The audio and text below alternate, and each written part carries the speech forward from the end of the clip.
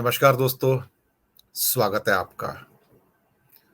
दोस्तों, कभी-कभी कुछ विषय ऐसे होते हैं जो मन को उद्वेलित कर जाते हैं, सोचने को मजबूर करते हैं। दरअसल आज का विषय कुछ ऐसा ही है। भारतीय समाज को भारत के कर्णधार कई बार ये कहते हुए नजर आते हैं कि हमें गुलामी के डीएनए से बाहर आने की जरूरत है। वो जो दास्ता की जो मानसिकता है उससे बाहर निकलने की जरूरत है। कभी आप सोचिए इस बात के, तो लगता है कि भारतीय समाज के एक बड़े वर्ग के लिए, मैं सच कह रहा हूं, आत्मसम्मान कुछ नहीं है, आजादी और गुलामी भी कुछ नहीं है। क्या है कि गुलाम मानसिकता का डीएनए जो है वो जाता ही नहीं कहीं, वो वहीं रहता है। हम जी हुजूरी के अंदर अपने आकाओं के सामने उनकी इच्छाओं के अनुरूप जब व्यवहार करते हैं, या एक तरह से क्या कहते हैं कि भांड संस्कृति को अपना लेते हैं, तो फिर आत्मसम्मान कहां आता है। जब हम पढ़े लिखे होकर, वैज्ञानिक होकर, इंजीनियर होकर, डॉक्टर होकर, मैनेजमेंट एक्सपर्ट होकर, बड़े व्यापारी होकर जब हम भूल जाते हैं कि आत्मसम्मान कुछ होता है, तो फिर देश में बचता क्या है। कभी सोचिएगा इस बात के ऊपर। मैं बड़ी बात कह रहा हूं। अगर आत्मसम्मान होता तो इस देश में एक नहीं, हजारों भगत सिंह पैदा होते थे, लेकिन एक पैदा हुआ, और उसे भी लोग कहते हैं कि वो भगत सिंह मेरे घर में ना पैदा हो, पड़ोस के घर में पैदा हो। इतना ही आत्मसम्मान होता तो भारत के अंदर सैकड़ों गांधी पैदा होते थे, पर एक पैदा हुआ। खड़ा होने कोई तैयार नहीं है। दक्षिण अफ्रीका में अगर कोई खड़ा हुआ तो गांधी खड़ा हुआ, बस, और कोई नहीं खड़ा हुआ। भारत में भी आके कोई खड़ा हुआ तो एक गांधी खड़ा हुआ, और कोई नहीं खड़ा हुआ। इक्का दुक्का इतिहास के अंदर आपको एग्जाम्पल मिल जाएंगे, कहीं रानी लक्ष्मीबाई का, कहीं शिवाजी का, महाराणा प्रताप का, कोई एक आधा लाला लाजपत राय, भगत सिंह, राजगुरु, सुखदेव, चंद्रशेखर। लेकिन इसके मुकाबले ऐसी करोड़ों और लोग भी आपको मिल जाएंगे जिनके लिए गुलामी और आजादी में कभी कोई फर्क ही नहीं रहा। उनके लिए अपनी कमाई, अपनी रोजी रोटी, वो ज्यादा आवश्यक थी, ना कि गुलामी और आजादी। कोई देश इतने लंबे समय तक गुलाम आखिर रहता कैसे। कुछ लोग कहते हैं कि भारत 1200 साल तक गुलाम रहा, कुछ कहते हैं कि अंग्रेजों की 250 साल की गुलामी थी। अब गुलामी के भी एक तरह से कहा जाए तो अलग अलग डेफिनेशंस बनाई जा रही हैं। लेकिन अगर हम सोच के चले कि हम एक लंबी गुलामी के दौर से गुजरे हैं, उसका पीरियड ना नापे कि ये है या वो है, तो कहीं ना कहीं ऐसा तो लगता है कि हम उठकर खड़े होने में असमर्थ थे, या ये कहा जाए कि हमारे अंदर वो मानसिक शक्ति नहीं थी जिसके सहारे हम खड़े हो सकते, या सोच को और विचार को बदल पाते। आज भी तो नहीं बदल पा रहे हैं। आज भी तो कोई एक व्यक्ति अपनी सोच को और विचार को आपको परोस रहा है, और आप उसको अपना रहे हैं बिना सोचे समझे कि वो आपसे आपके सोच के विचार की शक्ति ही छीन लिया उसने आपसे। आप नाम के वैज्ञानिक हैं, पढ़े लिखे हैं, मैनेजमेंट एक्सपर्ट हैं, डॉक्टर हैं, इंजीनियर हैं, बड़े व्यापारी हैं, या बड़े एक्सपर्ट हैं, या किसी भी क्षेत्र में एक डोमेन एक्सपर्ट हैं, पर आप सोचते नहीं कि गुलामी और आजादी में फर्क क्या होता है। मैं सच कह रहा हूं। जब आप एक झुंड में होके चलना शुरू कर देते हैं, झुंड में, पाइड पाइपर का भी तो पीछे चूहे चलते थे ना। जब आप झुंड में होके चलते हैं तो गुलाम मानसिकता का डीए वही निकल कर आता है कि आप किसी से प्रश्न ही नहीं पूछते हैं। प्रश्न पूछने का अधिकार आप गवा देते हैं कि मैं प्रश्न पूछूं क्यों। आप अपनी सोच की शक्ति का खुद ही त्याग कर देते हैं कि आपके पास व्हाट्सएप के ऊपर मैसेज आते हैं और आप आंख बंद करके नेत्रहीन होकर उन पर विचार कर लेते हैं। आप सोच लेते हैं कि और 10-15 सालों के अंदर एक मुस्लिम आबादी जो मुश्किल से 15-17 करोड़ 20 करोड़ है, वो भारत की हिंदुओं की 110 करोड़ की आबादी को क्रॉस कर जाएगा। और आप मान लेते हैं, और पता नहीं कौन सी कैलकुलेटर उसके अंदर दिए होते हैं, और आप उनको स्वीकार कर लेते हैं।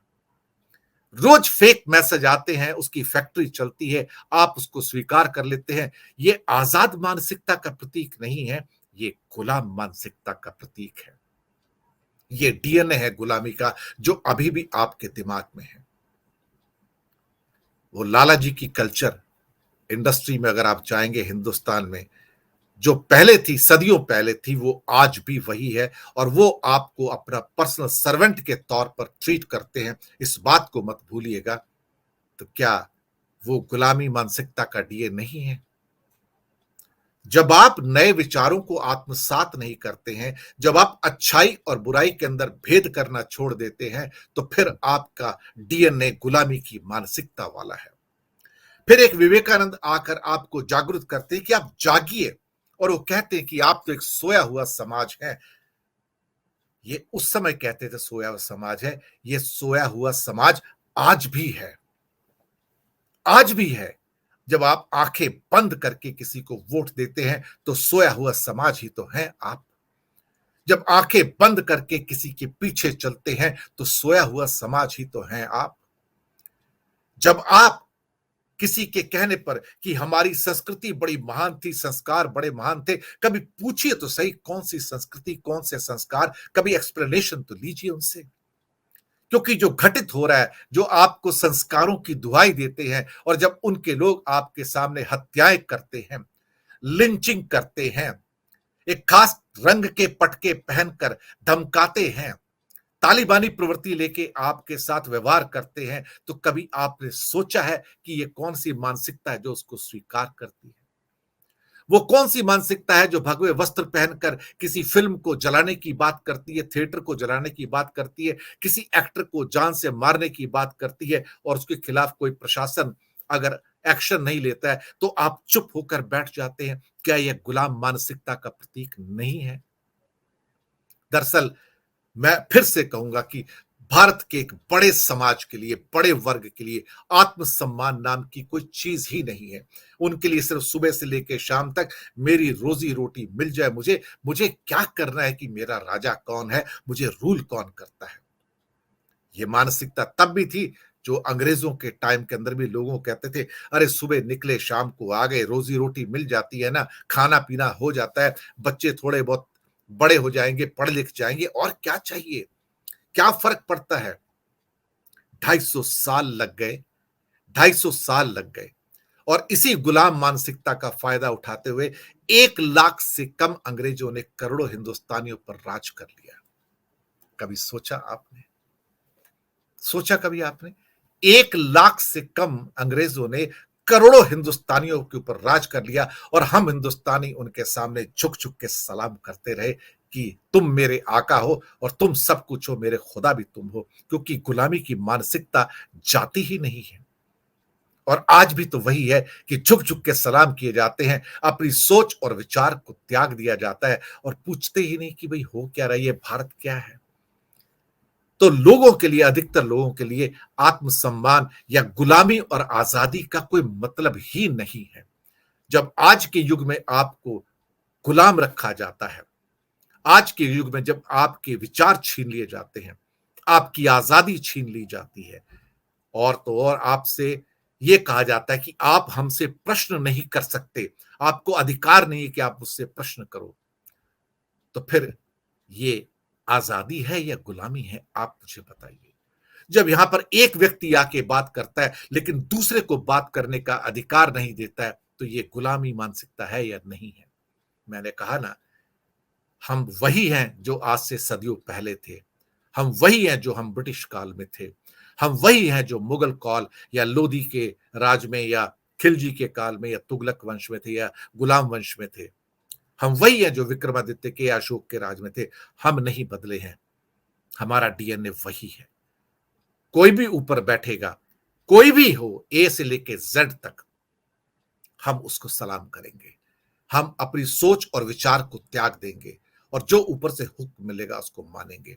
हमारे लिए कोई फर्क नहीं पड़ता कि ऊपर बैठा हुआ हमारा राजा एक वाइसरॉय है या क्वीन विक्टोरिया है या अकबर है या अब कोई और है, कोई फर्क नहीं पड़ता, क्योंकि मकसद सिर्फ सुबह घर से बाहर निकलना है, रोजी रोटी कमानी है और शाम को घर आना है। आत्मसम्मान नाम की कोई चीज नहीं है।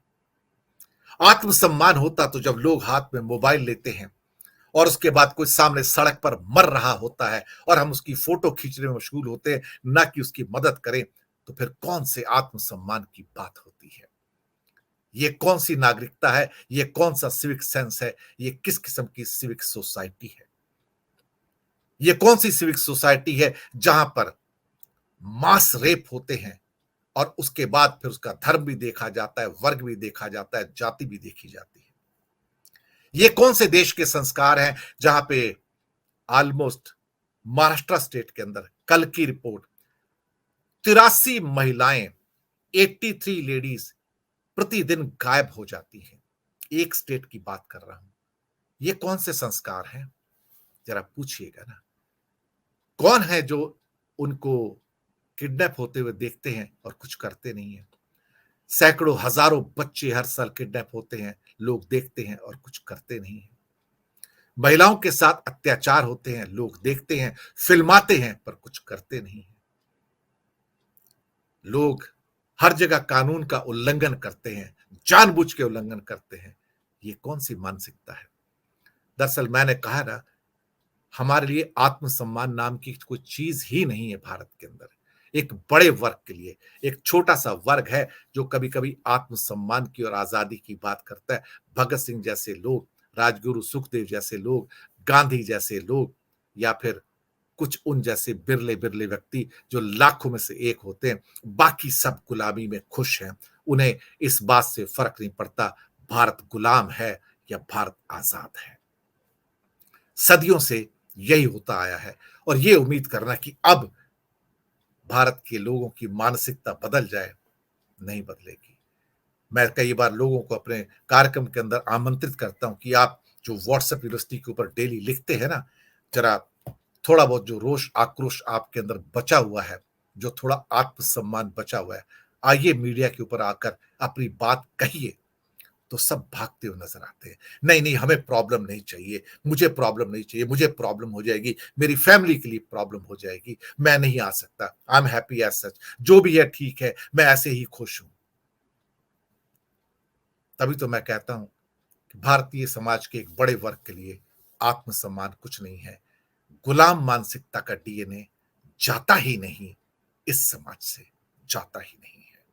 यहां पर कोई भी व्यक्ति हाथ में डंडा लेके रूल कर सकता है और 140 करोड़ लोग उसको सलाम करेंगे, वैसे ही जैसे अकबर के सामने करते थे, औरंगजेब के सामने करते थे, क्वीन विक्टोरिया के सामने करते थे, या फिर उससे पहले लोदीज के सामने, खिलजी के सामने, तुगलक के सामने, स्लेव्स के सामने, या फिर विक्रमादित्य के सामने, अशोक के सामने या धनानंद के सामने करते थे। कोई फर्क नहीं है, वही भारतवासी हैं। एक बड़ा वर्ग आज भी वही मानसिकता लेकर जीता है जो पहले जीता था। कोई फर्क नहीं है।